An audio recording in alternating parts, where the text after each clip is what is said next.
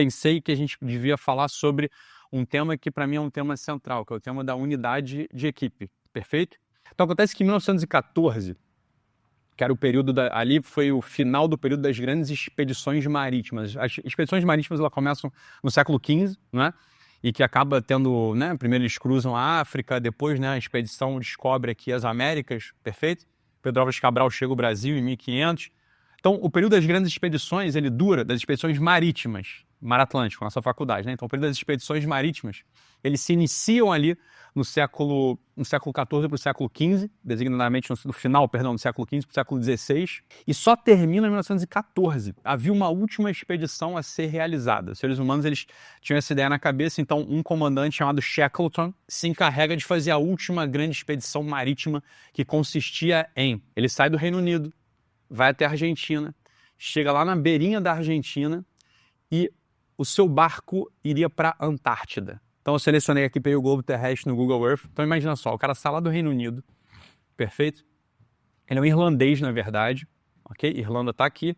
Ele pega o seu barquinho, sai lá de cima, vai, né, encostando aqui na Guiana, desce e chega até a Argentina. O barco dele teria que sair da Argentina, ok? Um barco chamado Endurance.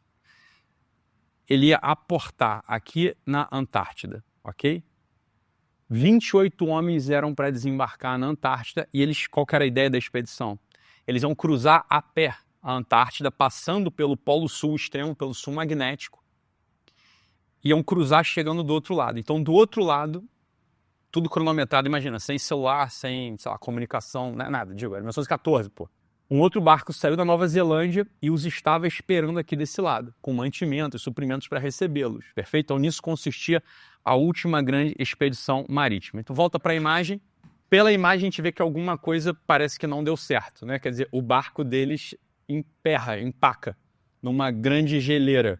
Então a ideia era que era um barco, o Endurance era um barco de madeira, perfeito? Com um casco reforçado, com aquele quebra-gelo na frente, de ferro, de aço, que ia cruzando, né, as geleiras, até que em um certo momento, por uma mudança climática, um bloco de gelo gigantesco, tamanho de um bairro inteiro, o pressiona por um lado, depois o outro pressiona por outro, ele fica estacado ali dentro, né, fica paralisado.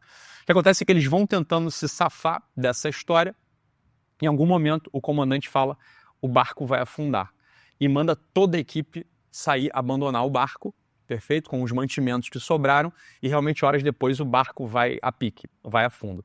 Detalhe é que recentemente, no ano retrasado, uma expedição, uma sonda foi lançada nessa mesma posição e encontraram a 3.000 metros de profundidade o Endurance. Então tá a 3 metros de profundidade esse barco de madeira conservado lá embaixo, né? Então é uma visão assim escandalosa, espantosa.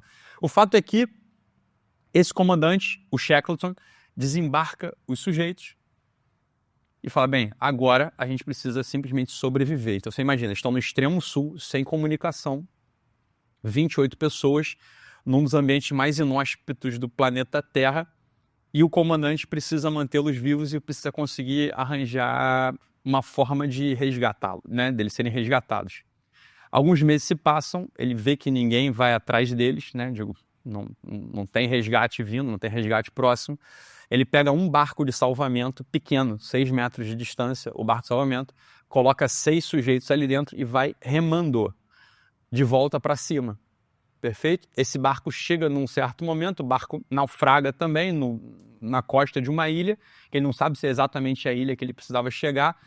Ele anda mais 36 quilômetros, 36 horas na neve nessa ilha e acha um posto baleeiro lá. Então estava habitada a tal da ilha e consegue resgate. Acaba que uma embarcação do Chile é enviada para que eles possam efetuar o resgate dos sujeitos que estavam lá. O fato é o seguinte, isso é escandaloso.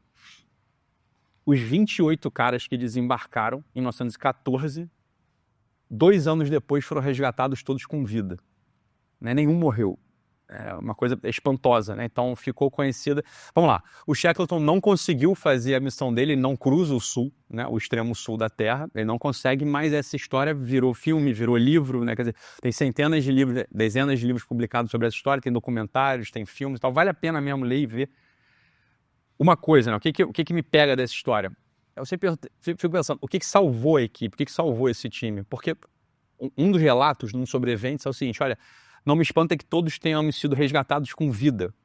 Me espanta que ninguém tenha ficado louco no processo, né? Quer dizer, ninguém enlouqueceu, né? Os sujeitos saíram de lá saudáveis, entendeu? Então, o que eles conseguiram fazer? Que tipo de magia foi essa, né? Que fez com que esses sujeitos não só sobrevivessem, mas como sobrevivessem felizes. E tem fotos deles, por exemplo, jogando bola no meio da neve. Sei lá, arranjaram uma bola lá, tem uma trave e ficavam jogando bola. 28, eu imagino que tem até time de fora, né? Os caras conseguiam até fazer revezar ali e tal, porque 28 caras jogando bola, por exemplo, né? Então, eu destaco algumas qualidades desse time que eu queria que a gente refletisse, perfeito? E se quiser anotar, depois anotar mentalmente, são qualidades que um time em situação extrema, sem esperança, vamos botar assim, imagina só, eu tô lá na Antártida, no extremo sul do mundo, sem alimento, 28 sujeitos que, sozinhos, dependendo de um barco com mais 5, remando contra a corrente para o norte, para tentar chegar na Argentina, sei lá. Vamos lá, anos depois, sem mensagem, sem nenhum tipo de conexão, sem uma ideia de se a gente vai ser resgatado ou não, esses caras são resgatados com vida, mas mais do que vida, com saúde mental, né? Então a gente destaca alguns pontos que vale a pena refletir. O que salvou a equipe? Então, liderança e clareza de propósito. O Shackleton, né, isso tem relatado, ele nunca deixou a tripulação entrar em pânico. Então isso aqui é uma virtude dos líderes, que eu gostaria que a gente tivesse isso muito claro. Se tem uma coisa que eu não sou amigo, é do pânico. Eu não gosto de pânico, né? Talvez eu seja psiquiatra e uma parte da minha atividade foi tratar pânico, né? Então, quando eu vejo uma pessoa em pânico, eu penso, cara, calma, dá para resolver isso, né? Seja com remédio, seja com clareza de propósito. Calma, né? Aqui entra a tecnologia do salaminho. Então, a gente não come um salaminho inteiro de uma vez. A gente tem que fatiar o salaminho e fatia em fatia a gente acaba conseguindo comer o salaminho inteiro, por exemplo, né? Então, a ideia do pânico, ela tem que ser uma ideia muito estrangeira pra gente. Só não há nenhum motivo para entrar em pânico. Atenção, em nenhuma situação é motivo para entrar em pânico. Eu conheço a história de um sujeito mexicano que foi sequestrado, tá? E ele era um sujeito que era um alto executivo de óleo e gás do México, ele foi sequestrado e em determinado momento ele entendeu que a família não ia pagar o resgate, né? Ele ia ficar lá, pronto, no cativeiro, né? E no Natal, o que acontece? Ele conta essa história, ele fala o seguinte, olha, eu já estava desesperançoso, eu tinha largado de mão a vida, eu achei que eu queria morrer mesmo, eu estava sujo, fedendo, eu já me urinava, eu me urinava já na própria roupa, porque a vida já tinha ido embora. Só que por algum motivo, os sujeitos do cativeiro, os bandidos que o prendiam no cativeiro, eles tinham algum tipo de... Olha, no Natal, os sujeitos perguntaram pro cara, o que você quer ganhar de presente de Natal? E ele cai na asneira de falar. Ele fala, eu queria um uísque tal, que era o uísque que ele gostava de beber em casa. Por acaso, à noite de Natal, né, um pouco antes da ceia, ele recebe, junto com a marmita lá, né, da quentinha de prisioneiro, ele recebe a tal da garrafa de uísque com um copo. Né, um copo de cristal e a garrafa de uísque que era o uísque predileto dele. Ele olha para aquilo e fala, porra, meu uísque, né? Eu vou conseguir voltar a beber meu uísque, o uísque que eu bebia lá em Liberdade, etc. Então ele pega, serve o uísque gota por gota. E quando ele vai beber, ele tem um insight. Ele fala, puta, eu não vou beber esse uísque. Eu tô igual um animal aqui, eu tô igual um bicho, né? Não é possível que a única coisa que vai me dar prazer vai ser esse gole de uísque que vai acabar daqui algumas goladas, eu vou ficar só bêbado e vou voltar para aquela mesma situação miserável na qual eu estava antes. Então ele tem uma iluminação, né, no fundo. Ele percebe o seguinte, sabe o que eu vou fazer um sacrifício, bicho. Eu vou jogar fora isso aqui. Ele pega o uísque e derrama o uísque todo. Ele fala, eu não vou beber esse negócio. E ali ele diz que voltou um certo ânimo para a vida dele. Ele fala, cara, comecei a botar minha vida em ordem. Eu sabia que tinha um radinho lá que os sujeitos do cativeiro, né, os bandidos ouviam, então eu ia cronometrando o meu tempo conforme a estação de rádio. Então eu sabia quando era meio-dia, eu sabia quando era 6 da tarde, eu sabia quando estava na hora de dormir, eu sabia mais ou menos a hora de acordar. Ele voltou a cronometrar a vida dele, ou seja, ele saiu daquela situação que no caso dele era um pânico negativo, né, o pânico de estar preso, sem esperança, vira, no final das contas, uma anedonia, uma falta de perspectiva total. Né? Ou seja, ele consegue voltar ao vigor, que é mais ou menos o que o Shackleton fez com eles. Quer dizer, tinha um propósito. Falou, olha, mesmo que a gente não seja resgatado, meu irmão, né? Com todo respeito, vamos viver esses nossos últimos dias aqui com dignidade de ser humano? Então vamos organizar o dia, vamos fazer o que a gente tem para fazer, vamos ter a nossa convivência, vamos jogar bola, vamos matar umas focas e comer, vamos celebrar os aniversários das pessoas que estão aqui, né? Vamos celebrar as datas festivas, e é isso. Se a gente for resgatado, fomos resgatados. Se a gente não for resgatado, pelo menos a gente cumpriu essa missão com uma certa dignidade de ser humano, não é isso? Porra, é bonito demais. Então ele manteve a moral alta, deu ordens claras e assegurou que todos soubessem o seu papel. Isso é fundamental também, quer dizer, a distribuição de encargos claros nos times, né? Então os líderes aqui, tem muitos líderes aqui. Parecem líderes de pequenas unidades ou de grandes unidades, mas cada um aqui tem, né, tem uma grande parte das pessoas que tem sua liderança, né? Então, quem não tem posição de liderança precisa pedir feedback, né? No seguinte sentido, olha, eu não tenho clareza, por exemplo, né? Eu não tenho clareza do meu papel, eu não sei exatamente o que eu tinha que fazer.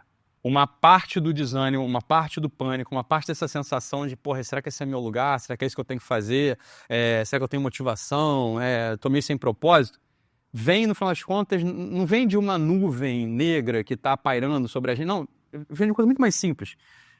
É falta de clareza. Você não sabe o que você tem que fazer exatamente no teu trabalho ou na vida. Quando eu falo isso, não é do ponto de vista genérico, não, mas é em concreto. O que se espera de mim? Por exemplo, qual é a minha meta? Qual é a minha performance? O que eu tenho que entregar? O que eu tenho que... Né? Se a gente não sabe isso com clareza, provavelmente a moral vai lá embaixo, a gente vai acabar entrando em pânico ou numa sensação muito esquisita de será que era isso que eu tinha que estar fazendo? Então isso aqui é importante tanto para quem é líder quanto para quem é liderado. A clareza, né? Assegurar que todos soubessem o seu papel. Isso é fundamental. Uma outra coisa, depois a gente vai falar um pouquinho, mas é essa noção de empatia, que é uma palavra que miseravelmente ficou um pouco esvaziada de sentido, né? Ela ficou meio vulgar, eu acho. Quer dizer, a empatia, eu acho que ela está sendo muito utilizada fora de contexto ultimamente, perfeito? Mas a empatia forte, ela é profundamente significativa. Quer dizer, a noção da empatia ela é muito poderosa, mesmo se a gente souber aplicá-la. E a empatia ela tem que ter a ver com sacrifício mútuo, né? Então, nesse caso em concreto do Shackleton, da expedição Endurance, todos tinham funções, mas quando alguém estava doente, outro cobria. Evidente, né? E se alguém tivesse emocionalmente abalado, o time apoiava. Né? É empatia, no fundo. Quer dizer, pensar um pouco menos em alguma medida na sua própria individualidade, que é super importante, mas nós somos seres relacionais, né? Quer dizer, a nossa vida, imagine por um segundo que você está sozinho no mundo e não tem mais nada. Olha, sei lá, não tenho ninguém para amar, não tenho ninguém por quem me sacrificar, não tenho ninguém para pedir, não tenho ninguém para contar alguma coisa que eu goste, ou uma angústia que eu tenho, ou uma conquista. A vida ficaria um inferno, ainda que do dia para noite você virasse o rei do mundo. Você vira o rei do mundo sozinho, já fizeram esse exercício mental? Eu já fiz algumas vezes, quer dizer, imagina se de repente todo mundo fosse meu e eu não tivesse uma pessoa para poder compartilhar as alegrias, as angústias, as tristezas, eu pudesse contar as coisas. A vida ficaria um tipo de inferno, né? Quer dizer, a solidão ela é um tipo de inferno, no fundo, né? Usando o conceito simbólico de inferno, é um tipo de inferno mesmo. Você não consegue falar, ou você não tem ninguém que possa te entender, tem ninguém que olhe na tua cara, e nem que seja para não te entender. Eu sei que tem um outro do meu lado que não me entende. Porra, beleza, eu tenho uma motivação na vida que é tentar fazer com que ele me entenda, ou tentar entendê-lo, sei lá, né? Agora, a solidão é muito, muito triste, no fundo. E a gente passa 8 horas aqui, sei lá, né? 8 horas aqui dentro. Seria muito triste a gente ficar 8 horas sozinho, né? Não tem ninguém que me entenda mais ou menos, ou que queira me entender mais ou menos, ou que pelo menos não me entenda, mas ele está ativamente... Eu claramente estou vendo que ele não está me entendendo. Isso é bom também, entende ou não? Dá para perceber o que eu estou dizendo? Nem sempre a gente precisa ser 100% compreendido, mas se tem um outro lado com a disposição de te compreender, já funciona em alguma medida, né? Já funciona em alguma medida. Então, a empatia, ela é isso, no fundo. Quer dizer, esse é o sentido mais profundo da empatia. A empatia é uma coisa muito humana, que sem isso fica difícil a gente se enxergar como ser humano mesmo. Quer dizer, se a gente não tem essa disposição de se interessar minimamente pelo outro, e atenção, aqui que é a beleza da vida, a diversidade da vida. Cada um tem seu jeito, né? Tem gente que é mais psicológica, né, que vai querer te entender por motivos psicológicos. Tem gente que é mais ativa, então vai querer te entender já te promovendo para fazer alguma coisa. Tem gente que é, sei lá, mais fechado, mas está ali tentando te entender. Tem gente que é mais risonho, tem gente que é mais sério. Pronto, essa é a diversidade boa, né, da vida. Quer dizer, é isso. A gente vive num ambiente que cada um tem seu jeito, cada um tem seu background, cada um tem seus desejos, cada um tem sua história de vida. E a gente vai compondo o grande cenário, no fundo, das relações sociais. Perfeito? E o compromisso com o coletivo, né? Que é aquela coisa dos 3 mosqueteiros, um por todos e todos por um, né? Então ninguém abandonou ninguém aqui. Você imagina que certamente nessa missão, certamente entre os 28, tinha um sujeito que era o mais inteligente, o mais rápido e o mais forte. E tinha outro que era o mais burrinho, o mais lento e o menos forte, né? E aí poderia haver uma certa tentação do mais rápido, mais inteligente, mais forte, falar, sai pra lá, não gosto de você, fica pra trás. E não aconteceu. Os 28 se mantiveram unidos, porque provavelmente, atenção, às vezes o jeito mais rápido, mais forte, mais inteligente, ele não é nem que um dia eu vou precisar dele. Não tem nada a ver com precisar, cara. É que é um ser humano que tá aqui do meu lado. Imagina se eu vou deixar ele pra trás pra morrer. Sei lá, vai ficar junto com a gente vai junto. Vai se desenvolver junto, vai sobreviver, no caso dele sobreviver, né? Vai sobreviver junto e assim eles fizeram, perfeito? Isso é profundamente humano, né? Quer dizer, a noção da unidade, ela pede pra gente 3 componentes, né? São 3 componentes que mantêm a unidade no seu esplendor, perfeito? Se quiser anotar, pode anotar. Então, a justiça, a magnanimidade e a caridade. São essas 3 coisas que dão sentido à unidade, perfeito? Então, justiça. Qual que é o conceito de justiça? Justiça é dar a cada um o que é seu, dar a cada um o que lhe é devido, perfeito?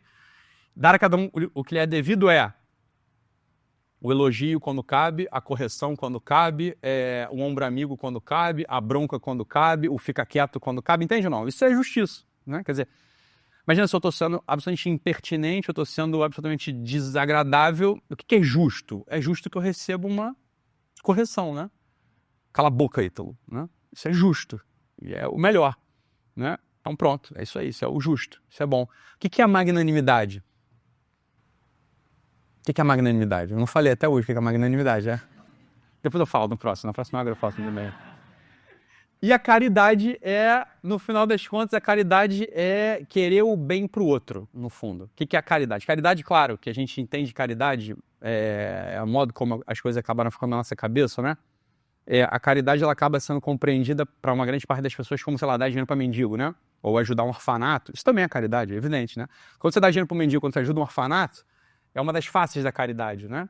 Você tá querendo bem pro outro. Porra, o maluco já tá órfão, imagina. Deixa eu ir lá ajudar, dar um beijo nele no final de semana, comprar uns doces para ele. Beleza, tem que é o bem dele. O mendigo, pô, já é mendigo, né? Imagina. Deixa eu dar um dinheiro aqui para ele comprar a cachaça dele. Porra, eu também, né? Tudo bem, deixa o cara beber a cachaça dele também, né? Vocês bebem a cachaça de vocês, não bebem? Ninguém reclama, não é isso? Por que o mendigo não pode? Eu nunca entendi esse negócio. Mas o mendigo vai pegar o dinheiro pra comprar cachaça. E você não bebe, né? Cachaça? Tu não bebe tua marguerita, tu não bebe teu gin com tônica, ninguém enche teu saco? Deixa o cara comprar a cachaça dele, porra, também. Imagina que esse inferno na vida só comer arroz. Eu vou dar um prato de comida. Tomara que tu não aguenta mais arroz, feijão, carne moída, concorda? Tu precisa de uma batata Pringles, tu precisa de uma cachaçinha, né? Não é isso? Um doce. Uma vez uma mendiga me pediu dinheiro, aí eu ia dar o dinheiro pra ela, mas eu de sacanagem pra ter história, né? Eu falei, o que ela vai... Eu falei, o que você vai comprar com esse dinheiro? E ela, doutor, sabe o que eu vou comprar? Eu vou comprar um esmalte, minha unha tá horrível. Eu falei, porra, então toma o dobro aqui, compra 2 esmaltes. Pá, isso aí, porra. Deixa a mendiga com o esmalte dela. Tem uma outra aluna minha que uma vez me falou o seguinte, a gente estava numa aula grande, assim, e aí eu tava contando a história do mendigo, porque o pessoal não gosta, né? Eu não vou dar dinheiro pra ele que ele vai comprar cachaça. Eu falei, daí, deixa o cara comprar a cachaça dele, porra, pelo amor de Deus, né? Deixa o cara, né?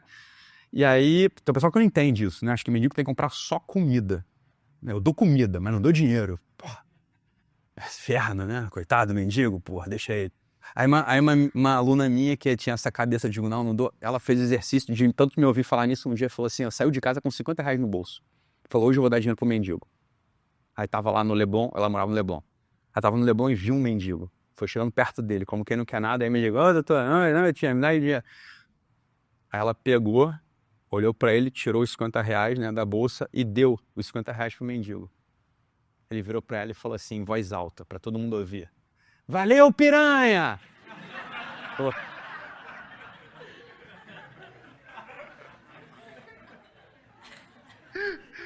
Porra, é mendigo, porra, deixa o cara, né? Deixa o cara lá. O que ela falou isso de um modo muito carinhoso e acho que ela estava transformada por dentro. Ela falou que ela ouviu aquilo, em vez de ela ficar possessa, irritada, quente, ela falou que ela começou a rir e saiu meio que rindo e meio chorando. Ela falou que, cara, acho que eu entendi a vida naquele momento. Deixa eu dar o dinheiro pro mendigo. Ela saiu transformada naquele dia. Ela contou isso pra gente uma vez. Então, isso é caridade, você quer o bem do outro, entendeu? Toma os teus R$50, toma isso aí. Tá, agora a caridade, o conceito de caridade é mais amplo, é mais largo do que isso. A caridade não é só dar dinheiro para mendigo e ajudar as pessoas no orfanato, que já é muito bom, pô, né? É excelente fazer isso.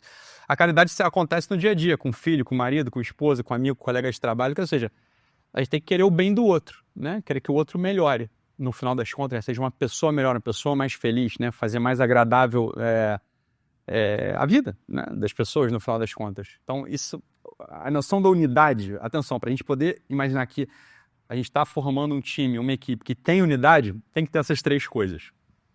Justiça, já dá cada um que é seu, magnanimidade, né, que vocês já sabem o que é, e caridade, perfeito? Sem esse tripé, a noção de unidade, ela pode virar só espírito de corpo, que é uma coisa mais de militar, né? Quer dizer, marchamos todos para o mesmo lugar, mas digo, ninguém está muito pensando no bem do outro necessariamente. A gente tem ali uma missão para cumprir e tal. Se o cara morrer do meu lado, ficou para trás. Entende? Quer dizer, pode ser um pouco isso. Então, para a unidade ser a nossa unidade, ela tem que ter esses 3 pilares, perfeito? E como é que isso se dá na prática, né? Para a gente falar da unidade na prática, agora que a gente já viu a unidade pelo seu ângulo mais poético ou teórico, né? Na prática do dia a dia, a unidade, ela precisa, para que ela aconteça, ela precisa obedecer certas leis, no final das contas, ok? E aí tem a primeira coisa que eu queria destacar, a gente falar da questão positiva, é destacar a face negativa, ou seja, o que prejudica a unidade, né, na prática. O que prejudica a unidade na prática? Bem, mais coisa, né? Mas pra gente aqui, isso aqui funciona. Acho que era isso que eu queria que a gente ficasse atento, né, no final das contas. É a comunicação ruim. A comunicação ruim, isso eu vi na minha vida como médico, enquanto eu atendia, vejo no trabalho, vejo em qualquer ambiente que eu vá. Às vezes eu vejo que uma série de conflitos que acabam ferindo a unidade, eles têm origem numa coisa muito simples. A gente não desenvolve, ou não desempenha, ou não executa aquilo que é propriamente humano. Perfeito? Então, 2 coisas são propriamente humanas. 2 coisas só o ser humano faz. Sorrir e falar. Isso é só o ser humano que faz. E sempre que a gente aposta em não falar ou não consegue se comunicar, a gente vai perdendo aquilo que é humano. Ou seja, a gente perde a caridade, a gente perde a justiça, a gente perde a magnanimidade. E aí, se você perde essas 3 coisas, o que acontece? A unidade, seja da família, a unidade do ambiente de trabalho, a unidade de relacionamentos, a unidade do que quer que seja, a unidade com Deus, acaba. Né? Você não fala, você não se comunica, né, direito como ser humano, ou seja, pensando, expressando e verificando se o outro entendeu mais ou menos o que você está querendo falar. Porque isso é importante, às vezes eu penso e falo, tu entendeu outra coisa. E você pode entender outra coisa porque você não está prestando atenção, ou você pode não ter entendido bem porque eu falei mal mesmo. Falei com pressa, falei rápido. Esses dias eu estava fazendo uma viagem, aí tinha uma pessoa lá que tinha sido minha paciente, e falou, Torito, eu posso falar com o senhor rapidinho? É tipo uma consulta, pode ser? Eu falei, pode ser. Então eu arranjei uma sala e a gente fez uma consulta, uma pocket consulta, uma consulta de bolso assim, mais curta, 20 minutos de consulta e tal. E aí uma coisa que eu falei para essa pessoa foi o seguinte, olha, você é uma pessoa excelente, tem um grande coração, você fala muito mal. Eu falo muito mal. E literalmente eu a via no consultório e via que ela era assim, mas eu a vi em ação com outras pessoas. Ela falava assim, então você faz isso aqui, depois vai e ia embora. Né? Ela falava de costas para as pessoas. Eu nunca vi essa criatura em concreto pensando, olhando para a pessoa e falando normal. E verificando minimamente se o outro entendeu o que ela quis dizer. Ela nunca falava assim. Ela sempre dava uma ordem, ela sempre falava no imperativo para começar. Ela fala dando comandos. E ela fala dando comandos de costas. Curioso, né? Tem gente que fala para dentro, já percebeu? Tem gente que fala para dentro, não fala. Então, não dá pra... Só não se comunica direito, no fundo, né? Normal, porra. É isso aí, a gente faz um monte de coisa imperfeita, né? Eu só tô trazendo luz para uma das imperfeições possíveis da gente, né? Tem gente que fala sem parar, tem gente que fala pouco, tem gente que fala para dentro, tem gente que fala que não quer falar, tem gente que fica com medo de falar. Pronto. Não se espantem que a unidade vai se perdendo. É exatamente assim. Aí a gente pode... Aí pronto, extrapole isso para tudo. Não é só no ambiente de trabalho, né? Na família, no namoro, no casamento, relação com Deus. Você pode ver que as fraturas, elas vêm em geral dessa comunicação ruim, né? Falta de clareza, ruídos, suposições. Acho que fulano está pensando não sei o que de mim. Você tem 2 opções, você pode estar certo ou pode estar errado, concorda? São sempre essas 2 opções, né? Não necessariamente está certo. Isso eu vi acontecer, isso graças a Deus é uma coisa que eu consigo vencer a cada dia mais. Eu não acho nada que estão pensando de mim. Se for relevante eu saber o que estão pensando de mim, eu pergunto. Se não for relevante saber o que estão pensando de mim, eu não penso nada. Então o que sujeito? Não sei. Eu não sei, não está na hora de saber, não me interessa, não vai acrescentar em nada. Não sei, não tenho a mínima ideia do que estão pensando de mim, entende ou não? Quer dizer, se for relevante, eu mando um zap, pergunto, ligo, sei lá, né? Agora fazer suposição é terrível. Porque se a gente for honesto, a gente sabe que, né, a nossa cabeça ela é capaz de criar cenários muito malucos, né? Mas muito malucos mesmo, tá? Depois, ruídos. É tipo suposição, né? No sentido de que acho que eu ouvi fulano falar de não sei o que não gostou. Mais uma vez, é ruído. A gente sempre tem que fazer essa suposição. Se não falou, olhando para mim com clareza, dizendo o que queria, eu não tenho como saber. Isso é uma coisa que é super importante a gente ter claro na nossa cabeça. Se a pessoa não olhou para mim e falou, eu não sei. Entendeu? Eu não sei. 2 exemplos pessoais aqui que eu acho que podem ilustrar. É uma coisa que, graças a Deus, mais uma vez, eu estava falando com outra pessoa esses dias, eu tenho conseguido fazer, que é, eu acho que eu sei que algumas pessoas já falaram mal de mim ou não gostavam de mim, mas essa pessoa nunca falou pra mim. Então, se essa pessoa eventualmente chega meses depois, anos depois, fala, quero trabalhar com você, eu quero fazer tal coisa, claro, porra, bora, conversa e vamos lá, vamos junto, né? Entende? Não fico... Mas você um dia falou tal coisa. Sei lá, não falou pra mim, entendeu? Alguém disse que falou, acho que falou meio de lado. Não é sério, entendeu? A vida vai ficando mais humana, eu acho, né? Vai ficando menos novela da Globo, né? Assim, envolto em tramas de mistério e traições, porra, bobeira. E aí falta de clareza, né? O que é a clareza? A clareza é propriamente isso. É pensar e falar com todas as palavras conectadas, entende ou não? Falar alguma coisa pro outro ouvir. Agora a gente tem elemento, pronto, agora eu sei, né? Se eu pego, olho pra Ângela e falo tal, tal, tal, tal, tal. Ah, então é isso? Pronto, agora tá dito, tem clareza. Aí pronto, se não gostar de mim eu tendo dito é porque eu não gosto de mim mesmo, né? Digo, tá bom, vai fazer ou não vai fazer, pronto. Agora a gente pode se entender nessa base, ok? Egos inflados. Ego inflado. É isso aqui não funciona também, porque isso fere a caridade, fere a justiça, né? E aí não vai ter unidade. É gente que só quer ganhar e não quer servir. Pois então, né? Já a conta não fecha. Porque se todo mundo só quiser ganhar e não quiser servir, eu ganho de quem, não é isso? Quer dizer, faz as contas, não fechou, não fecha, porque eu só quero ganhar, você também só quer ganhar, você só quer ganhar, todo mundo que só quer ganhar, a gente vai ganhar de quem, né? Digo, quem que tá dando alguma coisa pra gente ganhar? Percebe ou não? A conta não fecha. Então, a vida humana não é isso. A vida humana ela é um pouco, ela é egóica mesmo, mas é altruísta, é ego-altruísta, diriam, né? Quer dizer, são as duas coisas. Uma parte das nossas ações a gente faz para ganhar e uma boa parte a gente faz para servir. Perfeito? Tem uma grande literatura sobre o ego-altruísmo, perfeito? Ou seja, o altruísmo puro, absoluto, alguém que só faz tudo para... Isso não existe, né? Isso é impossível existir, quer dizer, algum ganho você tem que ter, né? Algum ganho você está visualizando em algum momento, não é isso? Atenção, algum ganho você precisa visualizar. Ok? Ah, eu sou muito espiritual, então eu sei. Então o ganho que você está visualizando é da salvação da tua alma, né? Mas algum ganho você está visualizando, óbvio, né? Senão não funciona. Isso não é humano também. Agora, se só ganho, funciona menos ainda. Então, claro, todo mundo tem suas ambições, seus interesses, seus desejos, ok? Saiba que esse caminho é pavimentado com uma grande estrada de serviço, né? Aí no final dessa estrada tem lá algum ganho. Se quiser pavimentar essa estrada só com ganho, não chega a lugar nenhum. Isso por experiência, todo mundo meio que sabe que é assim que funciona. Perfeito? Então, ego inflado é um negócio que sabota a unidade na largada. Falta de responsabilidade, quer dizer, não é meu problema, não vou nem me envolver. Pronto, isso tem que ser muito bem calculado. Às vezes você não vai se envolver porque não é teu problema mesmo, assim, se nada virou teu problema, você é dispensável, concorda? Uma vez tinha uma época na minha vida que ninguém me pagava, inclusive, foi uma coisa interessante, ou seja, eu era só altruísta, né? Então eu saí de casa para trabalhar e ninguém me pagava. Aí aqui aconteceu a mesma coisa, então eu dava domingo à noite, imagina que saco, porra, eu cheio de filho, Sam, o caramba, tendo que sair de casa no domingo para dar plantão, era chato, né? Mas tudo bem, eu ia trabalhar. E sabe o que o pessoal... Era eu e meus 3 plantonistas, né? Eu e meus 3 plantonistas ali. Aí, num certo momento, né, depois de algumas semanas lá trabalhando, um dos plantonistas falou assim, cara, esse é o melhor emprego do mundo. A gente não tem trabalho aqui.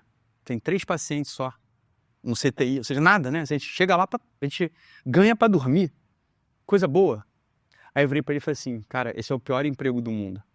E atenção, eu não tava nem querendo, não tava nem falando do ponto de vista da maturidade, não, foi uma coisa bem prática. Eu falei, bicho, se não tem paciente, esses caras não estão ganhando dinheiro. Se não estão ganhando dinheiro, eles vão falir. Se eles vão falir, eles não vão pagar a gente, entendeu?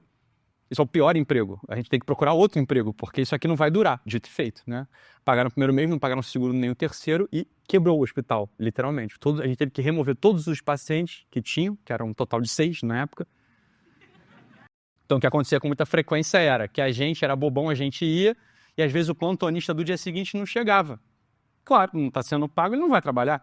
Só que você está lá, tu não pode abandonar, porque imagina, não pode ficar sem médico. Claramente virou um pesadelo. Por quê? A gente não tinha responsabilidade lá.